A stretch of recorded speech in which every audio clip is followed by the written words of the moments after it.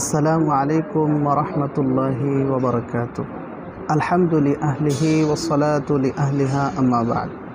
কাছে বা দূরে, দেশে বা প্রবাসে যে যেখান থেকে আমাদেরকে দেখছেন, সকলের নেক হায়াত ও দীর্ঘ হায়াত কামনা করে মুহররম মাসের তাৎপর্য নিয়ে কিছু কথা আপনাদেরকে সামনে বলছি।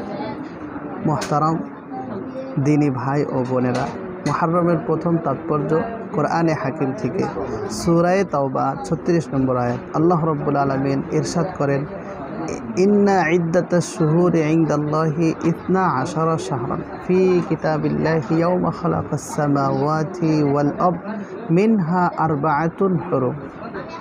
আল্লাহ রাব্বুল আলামিন ফরমান, নিশ্চয়ই আল্লাহ তাআলার কাছে মাস সমূহের গণনা 12 মাস। যেদিন থেকে আল্লাহ রাব্বুল আলামিন আসমান জমিন সৃষ্টি করেছেন সেদিন থেকেই এটা আল্লাহ তাআলার কিতাবের মধ্যে লিপিবদ্ধ। তার মধ্যে থেকে 4টি মাস সম্মানিত মাস।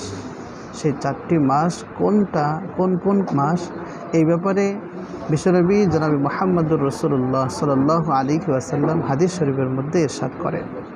বুখারী শরীফের 3197 নম্বর হাদিস।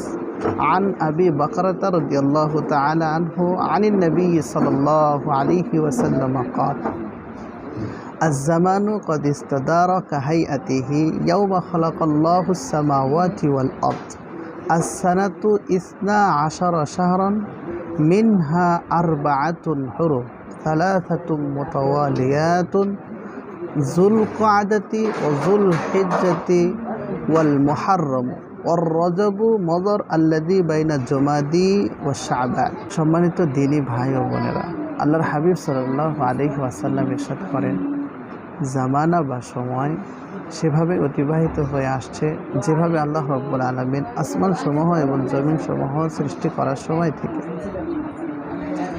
বছরের গণনায় বছর হলো 12 মাসে। তার মধ্যে থেকে 4টি মাস হলো সম্মানিত মাস। তার মধ্যে থেকে 3টি হলো ধারাবাহিকভাবে এসছে, যুলকাদা মাস, যুলহিজ্জা মাস, মুহররম মাস, আর একটি মাস জমাদিউল উখরা এবং শাবান মাসের মধ্যবর্তী রজব মাস। আল্লাহ রাব্বুল আলামিন আমাদেরকে আশহুরুল হুরুমের যথার্থ সম্মান দিয়ে আশহুরুল হুরুমে যে সমস্ত বর্জনীয় আছে সেগুলোকে বর্জন করার মাধ্যমে এবং যা করণীয় আছে সেগুলো করার মাধ্যমে পরিপূর্ণ ফায়দা হাসিল করার তৌফিক দান করুন। ওয়া মা তাওফীকি ইল্লা বিল্লাহ।